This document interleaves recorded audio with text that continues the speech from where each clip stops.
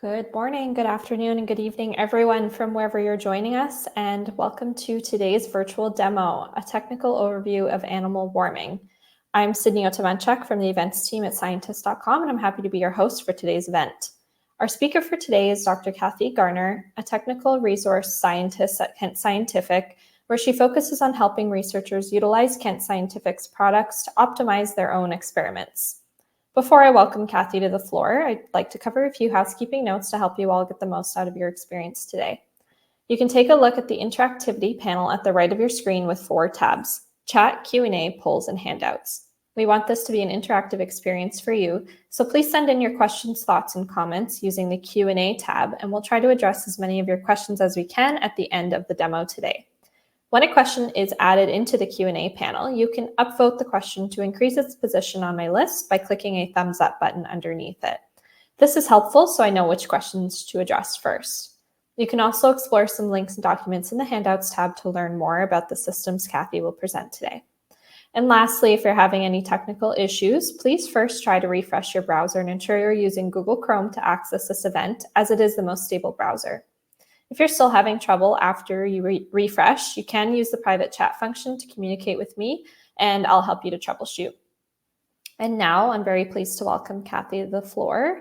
Go ahead and take it away whenever you're ready. Great. Thank you for that introduction, and thank you all for coming today.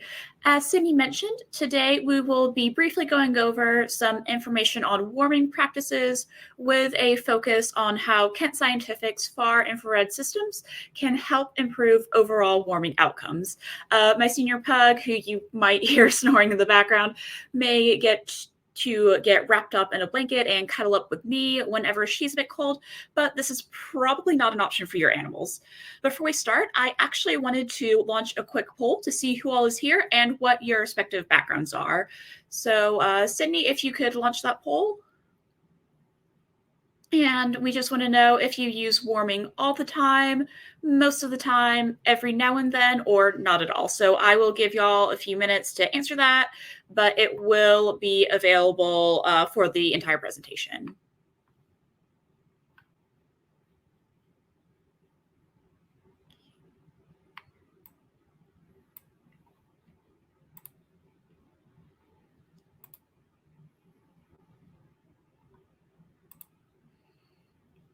Okay, so it looks like most of y'all are always using warming, which is great. We love to hear that. It is really good for your animals.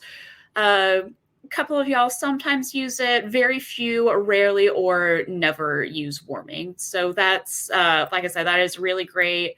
We do like to see that people are using warming just because of how it does wind up improving your surgical outcomes. Before I go into more detail on different warming methods, I'd like to give some brief details on warming considerations. We always give the caveat to check with your experiment and your institution before making any decisions, especially as different species have different intrinsic warming needs. Ectothermic animals, endothermic animals, adult, neonate, and non-terrestrial animals all have different intrinsic heating needs.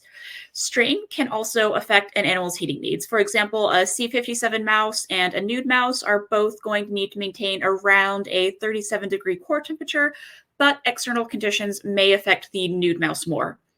Similarly, I may need to provide an awake animal with a different heat source to prevent hypothermia. If I, for example, performed a water maze or for a swim test, my animal may need a warm zone, but not necessarily have its core temperature monitored.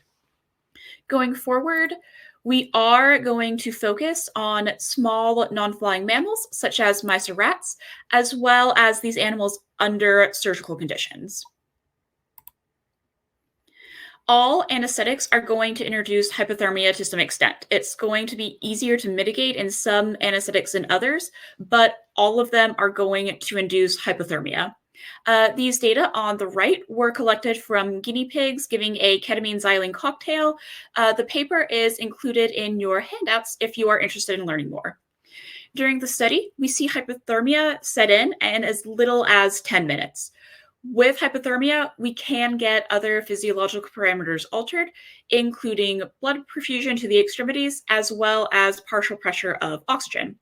So, if you're keeping your animal warm, you are helping to improve its physiological parameters, and it's one of the simplest ways to ultimately improve surgical outcomes. There are several methods you can use to keep your animal warm and reduce the off target effects of anesthesia. Draping and other physical insulation can trap heat and keep an animal warm. However, different drape materials can insulate differently, and it's not always going to be best for every procedure, depending on what you need covered and what you need exposed. So, how can we apply an external heat to the animal to help maintain temperature?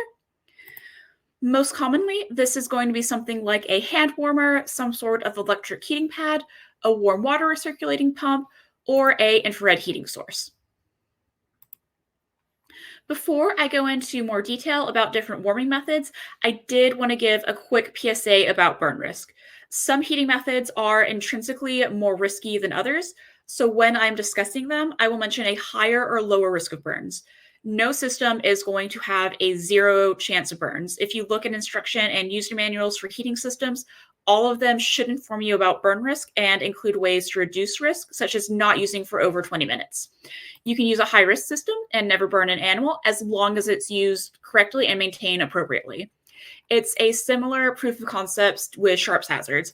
I'm less likely to get injured if I cut away from myself, use a magnet to handle my microtome blade, and don't use needles, but there is an intrinsic injury risk from working with sharps.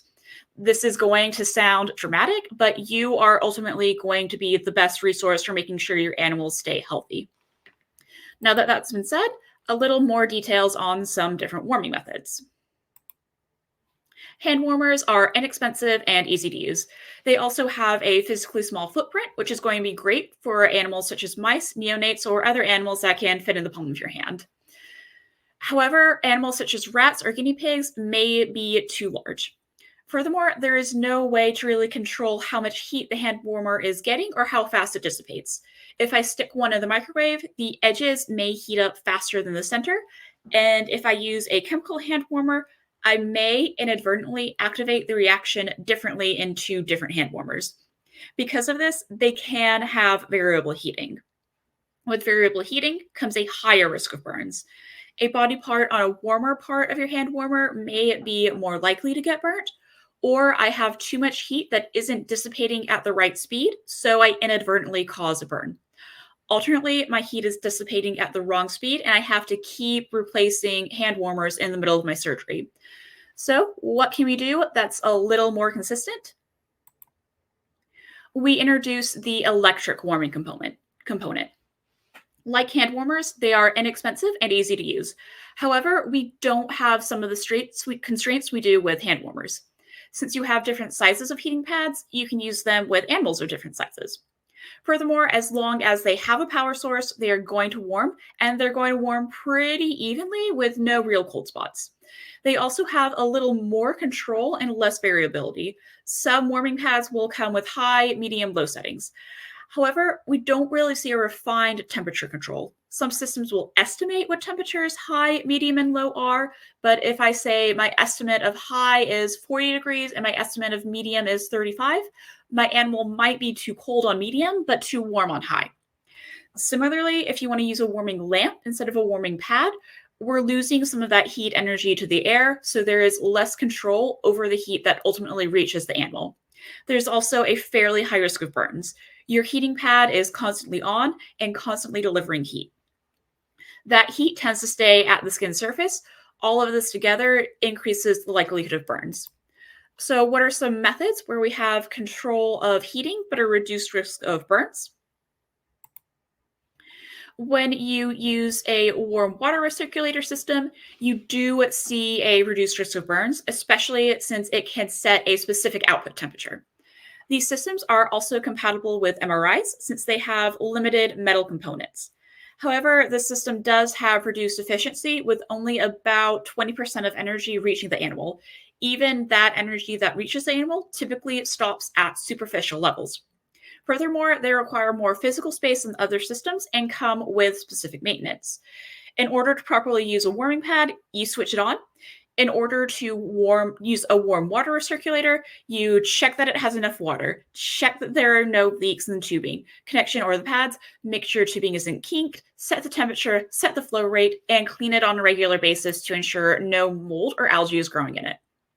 This brings us to our last warming method, something that is easy to use, takes up a low physical footprint, is relatively low maintenance, and efficient. Far infrared warming meets all those criteria. For the remainder of the presentation, I will be sharing some more details about its benefits.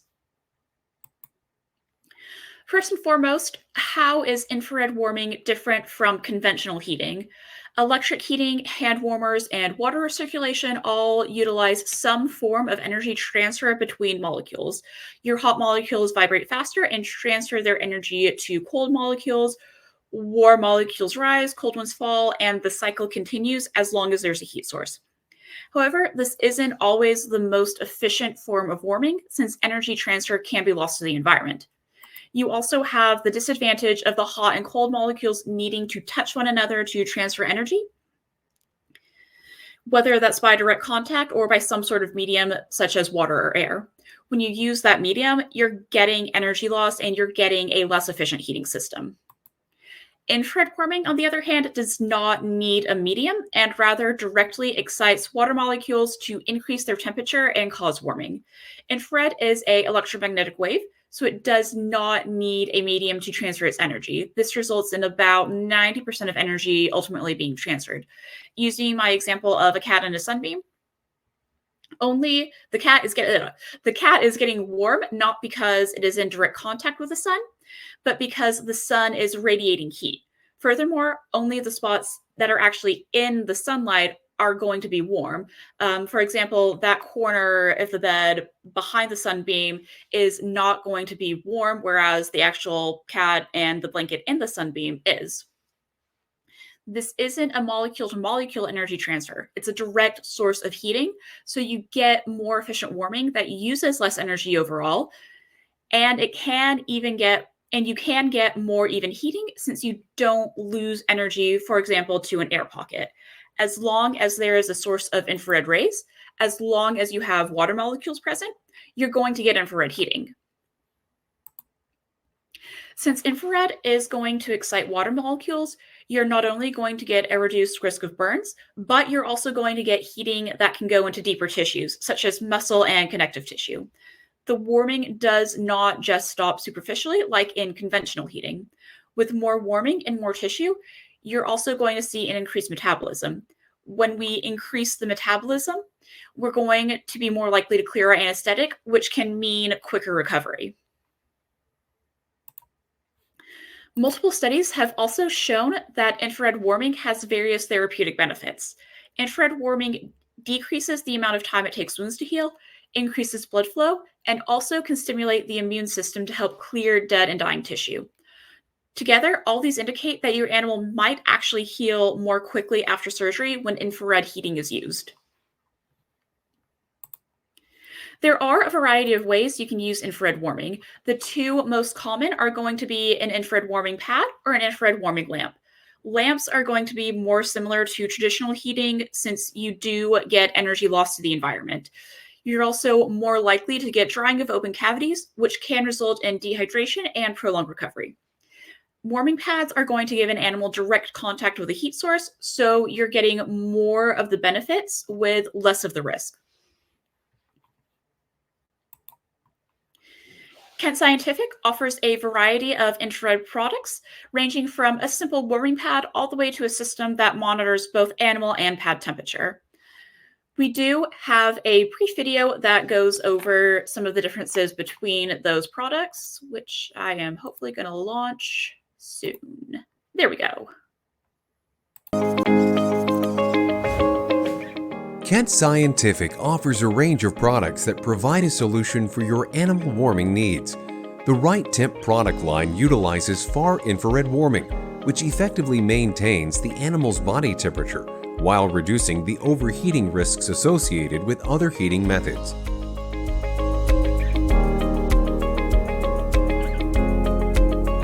In most cases, some form of temperature support is required during surgical procedures. Animals can rapidly become hypothermic during surgical procedures due to the actions of the anesthetic agent, exposure of body cavities, and loss of normal thermoregulatory mechanisms and behaviors. Hypothermia can prolong recovery times and increase post-surgical mortality rates. Kent Scientific offers 3 unique options for integrated or standalone small animal warming for every application and price point. The Far Infrared Warming Pad Controller is controlled by an adjustable power level. The percentage scale allows you to fine-tune the power beyond a traditional high-medium-low scale, while the included temperature probe reports the temperature of the warming pad. The Right Temp Junior simplifies animal warming by allowing you to set a target body temperature. The included pad and animal sensors form a feedback loop that regulates the temperature of the far infrared warming pad to maintain a stable core body temperature for the animal. The Right Temp module is an advanced temperature monitoring and homeothermic warming control module that allows more customized warming control. The Right Temp module is included in the PhysioSuite Physiological Monitoring System and SomnoSuite Low Flow Electronic Anesthesia System, as well as the Rovent Advanced Small Animal Ventilator and the Coda Monitor Non-Invasive Blood Pressure System. Multiple temperature display options, user-settable alarms, data output, and the option to provide electrophysiology compatibility make the Right Temp suitable for a wide range of procedures and research protocols. To learn more about Kent Scientific's far infrared warming solutions, additional features, or to discuss which controller is best for your research, please contact your local Kent Scientific representative.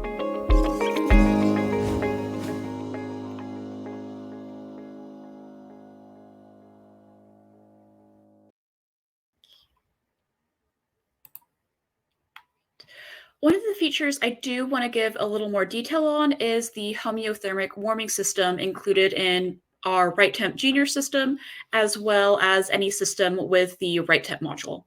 This will monitor both the pad and animal temperature and raise or lower the pad temperature accordingly to maintain a set core temperature. For example, if you're under a vent and your heater comes on during surgery, your animal will have some additional external heat and the pad will lower its temperature. When your heater goes off and the room starts to cool a little, the pad will raise its temperature to compensate. The full Right Temp module will also give you the option to control the pad temperature, for example, if you do not want to go over a set temperature. To finish this off, I do have a video with some sample protocols for using our different systems.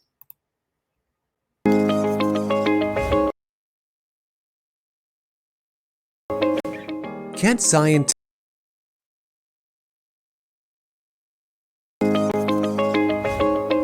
Kent Scientific offers a range of products that provide a solution for your animal warming needs, including the Far Infrared Warming Pad Controller, the Right Temp Junior, and the integrated Right Temp module. Each warming product includes a far infrared warming pad and temperature sensors to effectively warm the animal while monitoring temperature.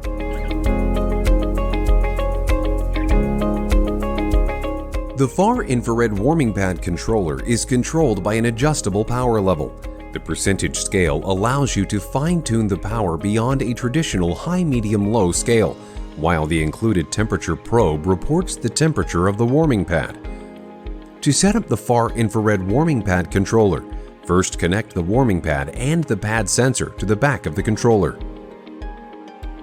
Secure the temperature sensor to the center of the warming pad. If using tape or other protective layers, be sure there are no air bubbles trapped around the tip of the sensor. Position the anesthetized animal directly on top of the pad sensor. This placement is important for accurate pad temperature measurements.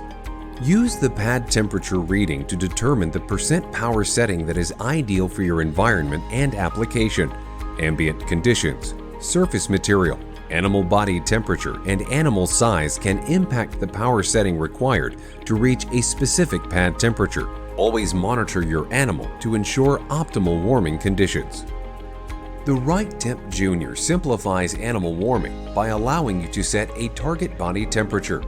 The included pad and animal sensors form a feedback loop that regulates the temperature of the far infrared warming pad and maintains a stable core body temperature for the animal. To set up the right temp junior, first connect the warming pad and both sensors to the back of the controller. One sensor will be used to monitor pad temperature, while the other sensor will measure animal body temperature. Secure the pad sensor to the center of the warming pad. If using tape or other protective layers, be sure there are no air bubbles trapped around the tip of the sensor. Position the anesthetized animal directly on top of the pad sensor. This placement is important for accurate pad temperature measurements. Gently insert the animal sensor into the rectum of the animal, up to a depth of 2 centimeters. Petroleum-based lubricants can be used if desired. The right temp junior will begin warming in pad power mode. Once a rise in animal body temperature is detected, it will move into regulation mode. Use the arrows to adjust the target body temperature. The right temp junior will automatically adjust to maintain the animal's temperature over the course of your procedure. The right temp module is an advanced temperature monitoring and homeothermic warming control module that allows more customized warming control. The right temp module is included in the PhysioSuite physiological monitoring system and SomnoSuite low-flow electronic anesthesia system, as well as the Rovent Advanced Small Animal Ventilator and the Coda Monitor non-invasive blood pressure system. To set up the right temp module, first connect the warming pad and both sensors to the front connections on the system controller. One sensor will be used to monitor pad temperature, while the other sensor will measure animal body temperature. Secure the pad sensor to the center of the warming pad. If using tape or other protective layers, be sure there are no air bubbles trapped around the tip of the sensor. To enable warming, touch Setup, then Control Warming. There are 2 warming control options. Warming pad mode allows you to set a power percentage to the warming pad while monitoring pad temperature, and homeothermic mode allows you to set a target animal body temperature. Position the anesthetized animal directly on top of the pad sensor. This placement is important for accurate pad temperature measurements. To measure animal body temperature, gently insert the animal sensor into the rectum of the animal, up to a depth of 2 centimeters. Petroleum-based lubricants can be used if desired. The right temp module will begin warming in pad power mode. Once a rise in animal body temperature is detected, it will move into homeothermic mode. Use the plus and minus icons to adjust the target body temperature if needed. The right temp will automatically adjust to maintain the animal's temperature over the course of your procedure. To learn more about Kent Scientific's far-infrared warming products, additional features, or to discuss which controller is best for your research, please contact your local Kent Scientific representative.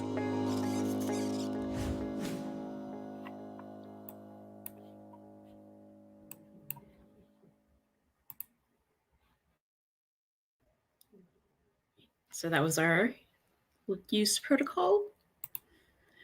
And as a thank you for coming, one final warm plug. I believe we have some polls before we start the Q&A session. I am also leaving my contact information up in case you have any burning questions. I always intend my puns that we didn't get to. Sydney, we can start polling whenever you are ready. Thanks, Kathy. I will give you a second to catch your breath here while I run these polls. So we'll see you in a couple of minutes. All right, so our next poll question for today: what type of warming system do you typically use? So you can select multiple options for this one, and those options include hand warmers, electronic heating pad, electronic heating lamp, infrared heating pad, infrared heating lamp, warm water recirculators, or if you don't use warming, go ahead and select not applicable.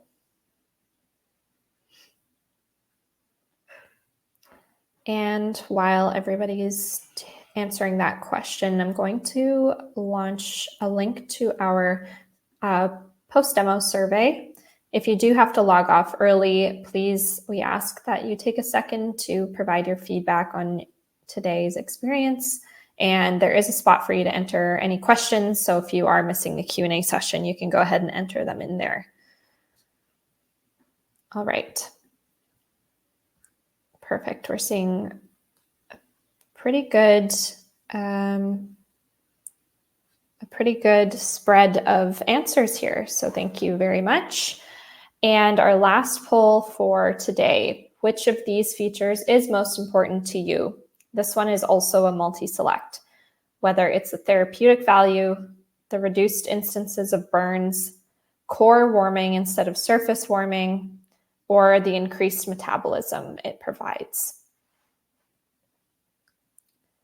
So again, thank you very much, everybody, for participating in these polls. It gives us some very helpful information on who's in the audience with us and what you all do with your own research. And before finishing up, I also just want to remind everybody, firstly, of course, continue to submit your questions in the Q&A tab, and we'll try to get to as many as we can. We do have quite a bit of time actually here that we can answer questions. So there's no question too small, too long, go ahead and put them in. And then the handouts tab also has a lot of great resources from Kent Scientific in there. So feel free to peruse those. All right, let's get into it. I'm going to bring you back in, Kathy. Hi. Okay. Hopefully you had a second to take a quick peek at the questions we've got already. And we have some great ones. It looks like there's some good ones. Yeah. And I see everybody using the upvote button. So that's great. Continue to do that. And it does let me know which questions are of most interest to you all. So for our first one, in the video, the mouse is placed right on the heating pad. Does a barrier blanket not need to be used to prevent thermal burns? Yeah, no, you do not need to use a blanket. You can put your animal right on the pad. If anything, it's best to put your animal right on the pad because your infrared is exciting water molecules. So anything between your animal and the pad can affect reading, and it can cause your system to not warm correctly. So no blankets are needed. Okay. Now, on that note, if somebody were to place a drape onto the pad, what precautionary measures would need to be taken to prevent misreadings or heating issues?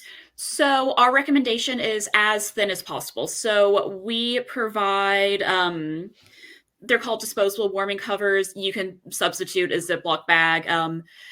You don't want it too thick. So the thickest we really recommend is a single fold paper towel. And then you would have your sensor under the animal, but above your drape and then the pad to make sure everything is layered correctly. And we can provide a better diagram. I know just gesturing with my hands can be a little vague, but as long as it's thin. So something like plastic wrap, a paper towel. I wouldn't go anything super thick. Yeah, I don't know what you're using for draping, but I know if it's like blue absorbent pad, that can be too thick and that can cause the system to misread. Okay. No, I think your explanation and your gesturing were great. And so in that, just to confirm this follow-up question, the drape would not interfere as long as it's thin enough with the sensor loop or the temp. Yeah, as long as you have everything set up right and as long as your draping is thin enough, as long as it's not a material, it shouldn't absorb that much heat. Of course, it's energy. The PhD is not in physics, so this is a very oversimplified version. Everything is going to absorb some heat, but as long as it's not an explicitly heat absorbing material. Perfect. Thank you. On another follow-up question regarding the pad, let's say somebody was not using a drape, can the pad be disinfected between animals? Yep, standard 70% ethanol. If you have a specific chemical you would like us to check, you can shoot us an email and we can test it against what we have. The one thing cannot be autoclaved. There are metal parts, but between animals, you can either use the disposable warming covers and just wipe it off, or 70% ethanol will be fine. Okay, great. I don't think I've ever actually had this question before. So, can multiple animals be placed on the pad while using one mouse as a physiological sentinel? I'm going to say probably not. It is designed as a single animal system. You might be able to kind of get around it if you have your sensor not rectally in your animal, but next to it on the pad. And then if you're able to get two animals over your two sensors, but because of the space, I would personally recommend not doing that. And it might cause the pad to not warm correctly, which if you're not using your system right, you might get an animal too cold. At worst, you do get burns to your animal. So I would personally not recommend that. I would recommend just using it as one animal, one system. Great. Better to be safe than sorry, for sure. Yeah. Another good question here. Do you offer different sizes of pads? For example, one for use in stereotaxic setups in mice. So we do offer a mouse-sized one and a rat-sized one. I can never remember those exact dimensions off the top of my head. Oh dang, need to unplug it first. Coincidentally have the rat one. I absolutely did not get a random sports injury and was not using my warming system as a heating pad. But yeah, let me hold it back up again. Yeah, this would be the rat one. The mouse one, it's a couple of inches smaller if you can visualize it. For stereotaxic systems, we don't have a specific pad that will work for a stereotax. However, I will say if you need to use a riser with your pad, it should be a non-absorbent material such as stainless steel. If you're using styrofoam, cardboard, or other absorbent materials, insulating materials, you can inadvertently cause the system to overwarm. And it's just, we have internal testing on that and the results are just not good at all. Okay, great. Yeah. Thanks for sharing that. Do you get any hot spots on the pad with usage? Not exactly. So as long as there's an animal, it will warm that animal. However, because we're exciting water molecules, you might find that the area that is directly underneath the animal being warmer than, for example, the corner. That's not that the system isn't working, it's that your heat transfer is happening directly towards the animal rather than in a random corner of the pad where you're not getting any warming. Not that you're not getting any warming, it's there's nothing for the pad to warm in that random corner. Okay. Yeah. I think that makes sense. Thanks. Yeah. Okay. In order to warm an animal, does the pad go beyond the set temp to do this in order to bring an animal to temp? So the only time it would go beyond a set temp is when you're in homeothermic mode and you don't have your pad temperature capped. So for example, if you have a really hypothermic animal at 32 and it would need to raise above the cap at 40, you would need homeothermic mode for the pad to warm up that much. If you had it capped at 40 and it just was not heating enough to rescue a more severely hypothermic animal, it stays capped at 40 and you might not see an animal get to the core temperature you want. So typically it will warm sufficiently to keep your animal at your set core temperature, with the exception of you have a severely hypothermic animal and it just needs to go higher than a preset pad temperature. All right. Great explanation. Let's see. If using the sleeves provided with the junior suite, do you place the probe outside of the sleeve? Outside, yep. Okay. Can it be placed between the pad and the sleeve? I wouldn't recommend it. So when you have it between the pad and the sleeve, you can sometimes create little air bubbles. And if there's an air bubble between the sensor and anything, the system likes to try to warm that air bubble, so you can get inaccurate reporting of temperature. Okay, very clear. Yeah. Let's see. Would Would the far infrared warming work in an environment with high airflow, like in whole body plethysmography? That is a very specific question. I would want to look at some of our resources a little bit more just to double check. Yeah. Yeah, I'm not as familiar with whole body plethysmography, so I obviously would not want to give you inaccurate information. So if you want to shoot that question to me as an email, I will be more than happy to look into it a bit more and get you a better answer. Great. Thank you very much. Yes, Kathy's direct email is there, as well as just the general support email. Okay. We had a question specific to somebody's setup using the Right Temp Junior. They mentioned that they are using a small towel on the pad and notice that it's reading very high temperature. It's because you have the towel on it. That's what I'm thinking. Yeah. So the towel, it's also possible one of your sensors is broken. Easiest way to check to see if you have a broken sensor, put the black tips between your fingers. It should show a change in temperature. If it doesn't, contact us because you'll need new sensors. But yeah, most likely it's because you have that blanket on there and the blanket is working to insulate. So you just have that extra heat going on. Yes. Okay. Yeah. That makes sense. Perfect. And hopefully that was helpful information for that person. Let's see. Next question. When presented with an unknown heating pad in the facility, how can I tell if it is electrical or infrared? Best way, contact your facility manager and have them double check. A lot of the times, infrared and electric pads can look similar, but because they do have different usage, the best thing to do is contact a manager or someone who would have your product information. Okay, great. Yeah. Are the temperature probes calibrated? So, long story short, they don't need to be because the algorithms that the warming system use are calibrated.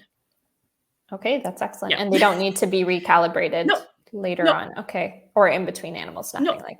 Fantastic. Do you have any recommendations or solutions to supply, control, and or regulate heat during surgical recovery? So it depends on what you mean by surgical recovery. So if it's you immediately have your animal off anesthesia and you're just waiting for them to wake up, personally, I would think the easiest thing to do is just remove your rectal sensor and keep an eye out on him to make sure he's getting some source of heating. Like I said, with the Kemp products, you would be able to stick your sensor under your animal next to your pad sensor, just so it continues to register a temperature so it doesn't throw off the homeothermic mode and cause uneven warming. And then, once he's up, once he's around, then take him off. He's good to go. If it's something like long-term in cage post-operative, that gets a little more complicated. So I do not have explicit recommendations for that. Okay, probably dependent on setup and other information. So that would be a direct support question, I would say. Just want to remind everybody, continue to submit your questions. We do still have a few minutes left here, so we can get to more. Our next one is another good question. I mean, everybody's questions are very good today. Is there a sensor or an alarm that tells you if the rectal probe fell out? So it'll give you an error message. Oh God, it's something like sensor not detected, or it's like your animal core temperature drops too low. Presumably your environmental temperature, which the sensor would be picking up, is colder than your animal. Or if, for example, you accidentally knocked it out of the actual plug-in socket, it'll tell you that. But if you're just doing surgery and it's close to the animal but not all the way in the rectum, you won't get that explicit error message. Okay, would you recommend somebody tape that probe down then while the animal is laying there? You can. Yeah. To avoid it slipping out. Yeah. Or accidentally being pulled. Yeah. I know so that's a common concern. Yeah. So the one thing, taping the white part of the sensor The actual temperature sensor is in the black tip. So we recommend, when at all possible, taping the white stem as opposed to the black tip, just because, for example, it depends on the tape you're using. If you're using something like standard lab tape, having that tape over the tip, it can cause a little air bubble. So if you noticed in the video, we did tape over the sensor. That is transport tape. So it allows for a different movement of air. You don't see as many bubbles. So if you do need to tape over the sensor tip, we recommend using a similar transport tape. Really great explanation. Yeah. Thank you.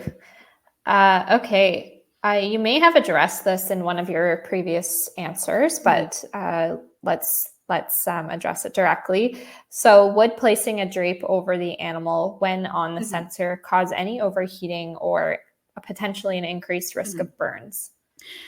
It shouldn't, as long as you're using both your pad and your rectal sensors correctly. So for that one, I would definitely only do that in homeothermic mode, just because you have the drape, you have something that is going to be insulating your animal.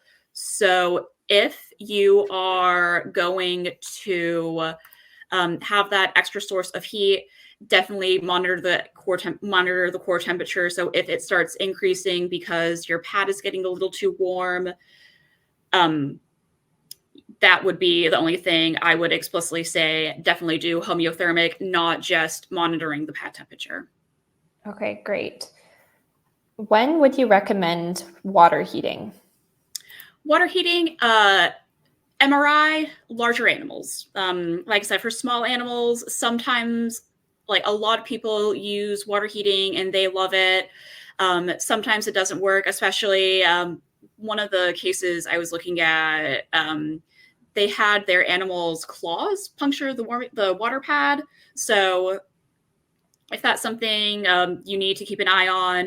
But yeah, definitely for larger animals. And then if you need MRI, the only method I really went over in this presentation that was MRI safe is going to be your water recirculation. Okay, great. Let's see. Next question. Is there routine maintenance recommended for the infrared system? Thinking about something like the electronics, I know you don't have to calibrate the probes, but is there any other calibrations that you need to do with the system? No routine maintenance. I personally would check that my sensors are working before I start my procedure, just because if you get it set up and then one of your sensors isn't working right, it's a headache for everyone. Yes, I can imagine. But yeah, that's the only really routine thing that we would recommend. And I suppose cleaning regularly. Yeah, clean according to institutional protocols. Good. Like I said, no autoclave. There are metal components in the warming pad, so that is the only thing I am explicitly going to recommend against. Yeah. Please do not stick your system in an autoclave. Okay, excellent. All right, we are almost at the top of the hour. I think we can probably get one more question, and then, yeah, please, though, audience, you can continue to submit your questions. Kathy and the team will receive them all after the demo. So, yeah, your question can be answered after live event as well. Let's see for the last question. What wavelengths of infrared light does the system use to heat? That is a great question that I don't know off the top of my head. Oh, great. Yeah. Let's see if we can get one more, and then let me see here.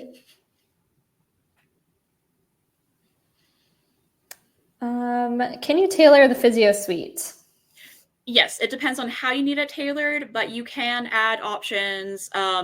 It will always come with warming. You can also add in a pulse oximeter with optional respiratory rate monitoring and tidal CO capnography, as well as there's one I'm forgetting. I don't work in sales, so I can't remember everything off the top. I unfortunately am just drawing the blank, but you can add modules as needed for your experiments. No problem. I think one of the handouts might have that information.